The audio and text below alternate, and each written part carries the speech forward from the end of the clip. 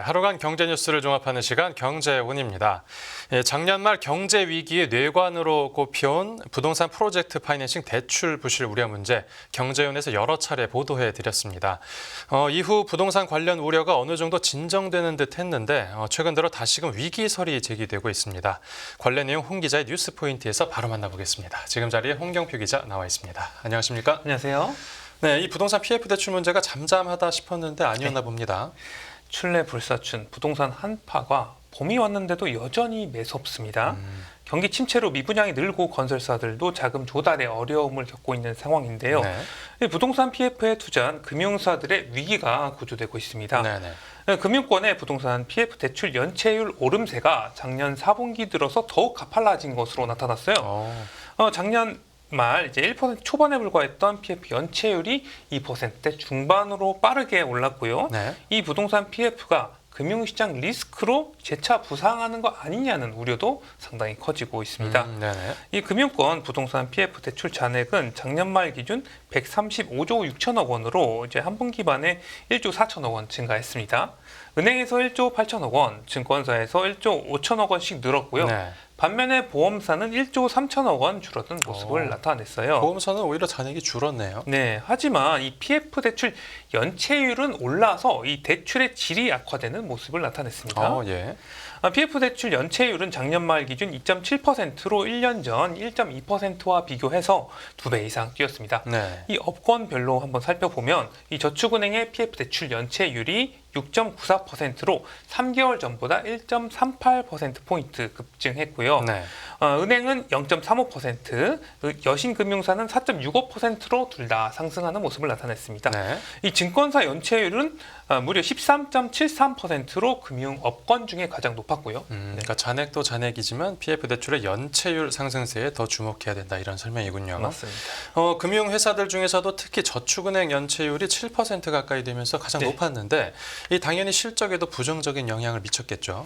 이 부동산 PF 부실에 따른 손실 인식, 고금리 장기화로 인한 이 조달 비용 상승으로 저축은행이 작년에 이제 9년 만에 적자를 냈어요. 작년 저축은행의 단기 순손실 규모가 이제 5,600억 원으로 집계가 됐는데요. 네. 작년 1분기부터 3분기까지는 분기별로 이 400억 원에서 500억 원 가량의 손실을 냈었는데 네. 이 4분기에 손실을 크게 반영하면서 이 4분기의 순손실 규모가 4,150억 원으로 급증했습니다. 예. 네, 조달 비용이 크게 늘면서 이자 수익은 전년보다 1조 3천억 원 가량 줄어든 5조 4천억 원에 그쳤어요. 네. 그러니까 은행들은 이자 성과급 잔치를 벌였는데 오히려 여기 지금 저축은행은 이자 수익이 줄어든 것이죠. 이에 반해서 대손 충당급 전입액은 3조 8,700억 원으로 1년 전보다 1조 3천억 원 증가했습니다. 충당금 전입이라는 건 어떤 거죠? 이 충당금은 이제 손실 발생액과 함께 또 예상 손실을 발생액까지 미리 반영을 하는 것이라고 볼 수가 있겠는데요. 미리 돈을 쌓아 놓는 거군요. 네, 맞습니다. 네네. 실적 악화와 함께 자산 건전성도 크게 나빠졌습니다. 네. 이 가계대출 연체율은 5%로 전년보다 0.27%포인트 늘었고요. 네. 기업 대출 연체율은 8%로 전년보다 5%포인트 급증했어요. 그러니까 가계대출보다 대출의 질이 더 악화됐다 이렇게 볼 수가 있겠습니다. 그리고 부실채권 비중이라고 할 수 있는 이 고정 이하 여신 비율은 7.72%로 전년 대비 2배 이상 뛰었고요. 이 총자산은 126조 6천억 원으로 전년 말 대비 8.7% 줄었고 기업 대출이 14.3%, 이 가계 대출이 3.1% 줄었습니다. 네, 이 저축은행 재무 상황이 얼마나 안 좋은지 구체적인 수치로 확인해 네. 봤는데 금융당국도 저축은행 PF 문제를 인식하고 발빠르게 대응에 나섰다고요? 맞습니다. 부동산 PF 부실로 이 저축은행의 건전성이 악화되자 이 금융당국이 부실 사업장에 대한 빠른 정리를 재촉하고 있는 상황입니다. 네네. 이 금융당국은 손실을 반영해서 충당금 적립 수준을 높이도록 요구를 하면서 저축은행이 PF 부실 채권을 빨리 정리하라고 압박을 해왔어요. 네. 이 금감원은 이러한 가운데서도 저축은행들이 이 부실 사업장 정리를 위한 경매와 공매에 적극적으로 나서지 않고 있다고 보고 있습니다. 하지만 저축은행의 입장은 다른데요. 네. 이 사업장 정리 과정에서 이 가격 차이의 이견이 발생하는 경우가 많아서 이 금융 당국이 요구하는 것처럼 빠른 속도의 PF 정리는 좀 힘들다는 것이죠. 예. 이 저축은행 중앙회장은 저축은행 업권 실적 설명회에서 기존에 130원 수준이었던 PF 물건을 70원까지 이제 낮췄는데 사실상 이 가격의 사려는 주체가 없는 상황이다. 이렇게 좀 비유를 했어요. 예. 그러니까 지금 거의 40원에서 50원 정도에 사려고 뭐 기다리는 사람들이 많은데 이는 적정가로 보기는 이제 저축은행이 보기엔 힘들다 이렇게 지적을 하긴 했습니다. 네. 그러니까 이렇게 팔기보다 그냥 버티는 게 낫다는 것이죠. 이 때문에 물건을 받아줄 사람이 많아지면 시장이 커지면 부동산 PF 연착륙에 도움이 될 것이고 시장성 있는 물건은 매각이 진행되고도 있다 이렇게 말하기도 했습니다. 네. 그리고 이제 저축은행에 이어서 상호금융권에서도 이 새마을금고가 작년 대규모 예금 인출 사태죠. 뱅크런 문제가 불거지면서 시끄러웠었는데 지금 새마을금고 상황은 어떻게 됐습니까? 이 새마을금고의 작년 단기 순이익이 90% 넘게 급감을 했어요. 네. 거기다가 연체율도 크게 뛰면서 재무 건전성도 상당히 악화된 것으로 나타났습니다. 실적이 안 좋아졌네 여기도. 네. 전국 새마을금고의 작년 단기 순이익을 보면 860억 원인데 이 전년에 1조 5,500억 원 대비 95% 감소했습니다. 그러니까 지점이 1,200개가 넘는데 단기 순이익이 860억 원밖에 안 된다는 것이죠. 전체 연체율은 5.07%로 전년 말 대비 1.48%포인트 상승을 했어요. 기업대출 연체율은 7.74%, 가계대출 연체율은 1.52%로 모두 올랐습니다. 그러니까 기업대출이 전반적으로 좀 연체율이 높네요. 보니까 부실채권 비율이 이제 고정이하 여신 비율은 5.55%로 이제 전년 말 대비 2.5%포인트 올랐고요. 새마을금고는 이 부동산 PF 부실 우려에 이제 작년 7월 이후에 부동산 투자 등 이제 신규 대체 투자를 잠정적으로 중단한 상태입니다. 그리고 올해 분야별 대체 투자 한도를 하향하는 등 대체 투자 리스크 관리에 나서고 있는 상황이라고 볼 수가 있겠습니다. 이 상호금융권에서도 위기설이 계속해서 나오는 이유가 있었네요. 그런데 혹시 이 금융권의 재무 상태 악화가 금융권 전반의 위기로 번질 가능성도 있는 겁니까? 지금 금융당국은 상호금융권 자본과 충당금 적립 규모 등을 고려할 때는 아직은 이제 업권 전반의 건전성 리스크까지 이제 번질 가능성은 크지 않다는 입장입니다. 그러니까 금융 전반의 금융 위기까지는 오지는 가능성은 좀 낮다 이렇게 보는 것이고요. 금융당국은 PF 대출 연체율이 증가는 했지만 과거 부동산 위기 때보다는 이제 낮은 수준이고 미분양도 그렇게 뭐 높은 수준은 아니다라고 진단했습니다. 그동안 건전성 강화 조치로 금융사도 PF 부실에 대한 충분한 이제 손실 흡수와 리스크 관리 능력을 보유하고 있다고 평가를 했고요. 이 저축은행의 PF 대출 연체율 상승에 대해서도 금융당국은 자본 비율이 안정적으로 유지가 되고 있어서 이제 부실 관리가 가능한 수준이라고 설명하기도 했습니다. 결국 금융당국은 이제 아직 부동산 PF 부실 문제가 위기까지는 아니고 그냥 감당할 수 있는 수준이다 이렇게 보고 있는 것 같습니다.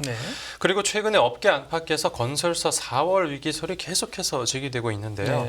이 정부가 여기에 대해서도 강하게 반박하고 나섰다고요? 맞습니다. 4월 총선 후에 부동산 PF 문제가 바로 터질 것이다. 뭐 이런 이야기들이 계속해서 나오고 있는데요. 이 정부와 여당이 총선 전에 건설사들이 줄줄이 무너지고 금융 시스템 불확실성이 확대될 경우에 이 표심에 부정적일 수 있어서 인위적으로 부실을 숨기고 있다는 의심이 금융시장에서 일종의 괴담처럼 퍼지고 있어요. 이 같은 우려에 대해서 금융당국은 부동산 PF에 대해서 정치적 판단은 없다고 선을 긋기도 했습니다. 금감원은 정치적 고려 때문에 PF를 달리 취급하거나 하는 일은 없다면서 만약 그랬다면 금융사들의 PF 대출을 보수적으로 평가해서 충당금을 100% 쌓으라는 이야기를 하지 않았을 것이다. 이렇게 강조하기도 했고요. 그렇겠네요. 그리고 최근에 롯데건설이 PF 어음 차원을 무난하게 소화를 했고 건설사에 대한 어음 보증도 무난하게 이제 이루어지고 있다고 했고요. 발행금리도 다른 기업과 비교했을 때 나쁘지 않고 최근 시장에서 특이한 징후가 포착된 건 없다 이렇게 설명하기도 했습니다. 금감원은 정치적 이벤트로 인해서 시장을 왜곡해서 관리하고 있지는 않다면서 현재 시장에서 태형건설 수준의 이제 워크아웃에 들어간 태형건설 수준으로 걱정되는 건설사는 아직 없고 언제든지 대응할 수 있는 수준이라고 했습니다. 이복현 금융감독원장도 4월 위기설에 대해서 걱정을 안 해도 될 것 같다 이렇게 이야기를 했고요. 상반기 내 시스템 리스크가 될 정도로 유동성 위기가 올 가능성은 극히 낮다고 발언하기도 했습니다. 들어보면 이 금융당국의 4월 건설사 위기설에 대해서는 이제 아니라고 좀 펄쩍 뛴 것 같습니다. 맞습니다. 그래도 부동산 PF 대출 문제가 심각한 건 사실입니다. 그렇죠. 이 앞에서 구체적인 수치로도 우리가 확인을 했는데 네네. 앞서 발표했던 부실사업장 정리 같은 경우에는 앞으로 어떻게 하겠다라는 계획입니까? 이제 이복현 금융감독원장은 부동산 PF 사업성 평가 기준과 대주단 협약 개정안을 내놓고요. 올해 2분기와 3분기 중에 사업장 옥석 가리기 작업이 본격적으로 진행될 수 있도록 하겠다고 밝히기도 했습니다. 네. 네, 다음 달에 PF 대주단 협약 개정안을 공표하면서 의견 수렴을 거치고요. 올해 5월이나 6월경 방안을 집행할 것이다 이렇게 강조를 하기도 했어요. 네. 네, 금융당국은 부동산 PF 사업장의 신속한 정리를 유도하기 위해서 이 PF 사업성 평가 기준 재분류와 PF 대주단, 이게 돈을 빌려준 대주단 협약을 개정하는 것도 준비하고 있습니다. 네. PF 사업성 이제 평가 기준과 관련해서는 현행은 3단계로 나누고 있었는데 이 4단계로 세분화하는 것을 논의 중이고요. 이게 이제 부실 정도가 심해져서 이제 회수 의문, 그러니까 회수를 하기 좀 힘들어 보이는 사업장은 충당금 수준을 올려야, 즉 손실 인식을 제대로 해야지 경매와 공매를 더욱 쉽게 선택할 수가 있게 되는 것이죠. 그러니까 손실을 떠안을 바에야 네. 그냥 공경매로 처분해 버리게 만든다 뭐 이런 거군요. 네, 그리고 이제 손실 인식을 많이 하게 되면 이 PF 사업장의 어떤 리스크가 줄어들게 되니까 경공매가 더 쉽게 선택할 수 있게 되는 것이고요. 네네. 네. 대주단 협약 개정은 또 만기 연장 기준을 높이고요. 경공매로 넘어갈 수 있는 요건을 완화해서 이제 옥석 가리기를 지원하는 게 핵심입니다. 네. 이 금감원은 이제 사업성이 지나치게 악화했거나 뭐 착공된 지 너무 오래돼가지고 이 사업성이 거의 없다시피 한 PF 사업장은 신속히 정리할 것이라고 강조를 했고요. 네. 네, 금감원은 이제 목표가 우량 사업장은 적정한 신용평가를 받고 이제 장기 만기로 차원에서 부동산 PF 리스크를 줄이는 게 목표라고 또 설명하기도 했습니다. 네, 알겠습니다. 이 부실 사업장의 옥석 가리기가 잘 진행돼서 이 우려가 가라앉을지 지켜보겠습니다. 네. 네, 오늘 뉴스 포인트는 여기서 정리하겠습니다. 잘 들었습니다. 감사합니다.